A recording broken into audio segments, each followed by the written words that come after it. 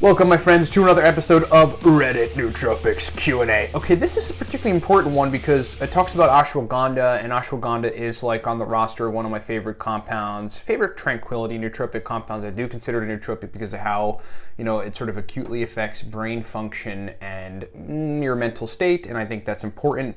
I take ashwagandha primarily at nighttime, not every night. I mean, not even, sometimes I'll just take weeks off of everything, including ashwagandha, so it's not super routine, but it is routine enough over the course of like a 6-month spectrum.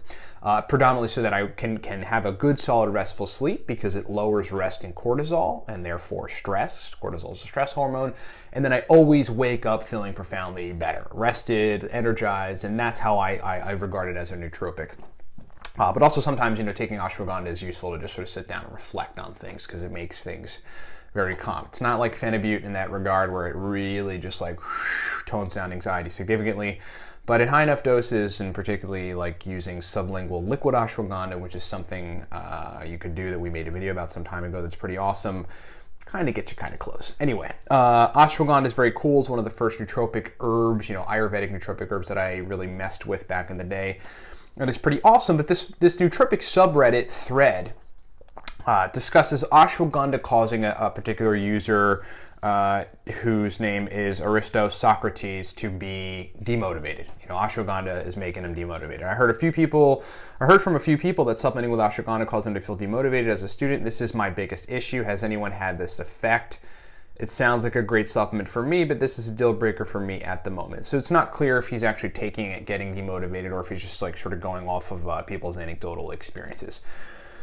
And I would say, that my answer to that, so that's the question, is ashwagandha demotivating? Is that an issue? This kid's like, doesn't want that to happen to him, and so he's kind of asking folks. My answer to that question is yes. There is a degree of, I wouldn't call it, a lack of motivation, but I certainly would call it a toning down of the capacity to want to be an aggressive, productive worker. Like a guy like me, I'm always like I wake up in the morning, do a run, have some coffee, have some oatmeal and a smoothie, and then I go to town. And I'm so excited to go to do work. I love what I do. It's all about nootropics. I'm always creating content. We're expanding as a company. The whole thing's just a dream to me. So I'm very productive, but I tell you what, like if I were to take some ashwagandha, like a gram or something in the morning, I wouldn't do it. I wouldn't do it because I definitely would not be like this. You know what I mean? I'm just like ready. I'm dialed in, and ready to work. And so probably because of the lowering resting cortisol. I mean, pretty sure there's some research that points to like right in the morning, cortisol shoots up pretty substantially, and it does that like for a particular reason. That's like when it's the highest, right when you're waking up. Cortisol starts peaks, so it's kind of like, all right, get up, let's go, you've got stuff to do. Maybe that's evolutionary biology telling you to watch out for like a tiger or whatever. I don't know, but lowering it right away, especially when it's the beginning of the day and you've got to go do stuff, it can be a problem, and I certainly wouldn't want to be productive. There is a bit of a fix to that, and the fix essentially is adding in certain cholinergic compounds that provoke stimulation so that you can get some of the calming effects of the ashwagandha, and then you can still have good excitatory neurotransmission. That's essentially just a label that explains hyperactivity in the brain, or an orientation in brain function that makes you want to work and do stuff.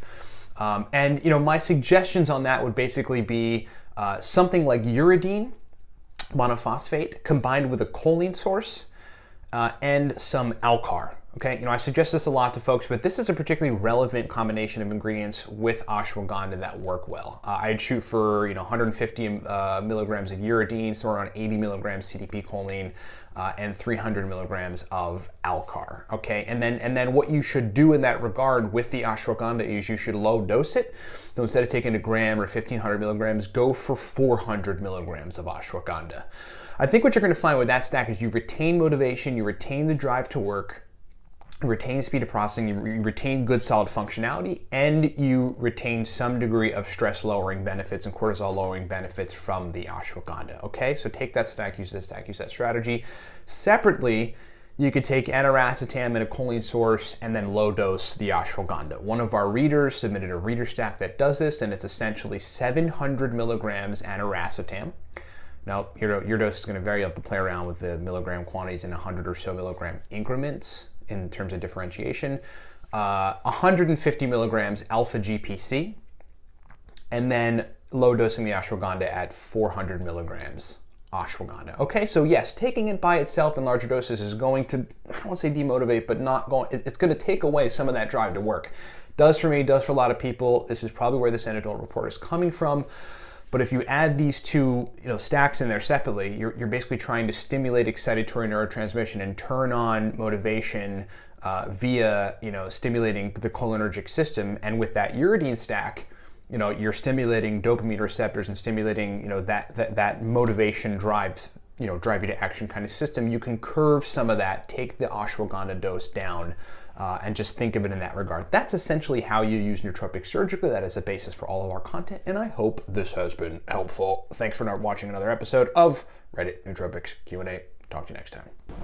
What is up, everybody? Ryan Michael Bauer here. Hey, thanks a lot for listening to the video. Thanks a lot for being here. But check this out. If you want to take your nootropics game to a different level, to the pro level, we've got 4 major products for you. Number 1, the NuPep Pro Stack List. I think of all of these, it's the NuPep Pro Stack List and the Racetam God Guide, which we're going to get to in just a second, and we explain in the video, that are the most advanced guides out of our guides. The NuPep Pro Stack List is a digital guide that explains a bunch of powerful sublingual, oral, and nasal NuPep stacks. It also has 20 bonus Racetam stacks. The gist of it is, look, it took me a long time, 4 years of concentrated experience trying to find the best NuPep stacks, putting them in a digital guide. It's like folks try for a while to find a good NuPep stack. They're like, you're weighing stuff out, they're adding different ingredients in, they can't quite get it right. I figured them all out. I figured the God stacks of NuPeps, and I put them in the NuPep Pro Stack List. Get that at livecortex.com. It's digital. Then the Smarter, Better, Faster guide, as you see right in front of you here, that is a guide for new folks. If you're new to nootropics, look, any of these guides will suit you, but if you're new to nootropics, this teaches you everything. Choline sources, racetam, stacking racetams, phenibut, research chemicals, modafinil, everything in between. Smarter, Better, Faster is a very powerful, information dense. It's also a lot of stacks in there. Digital guide you can download for anything you have.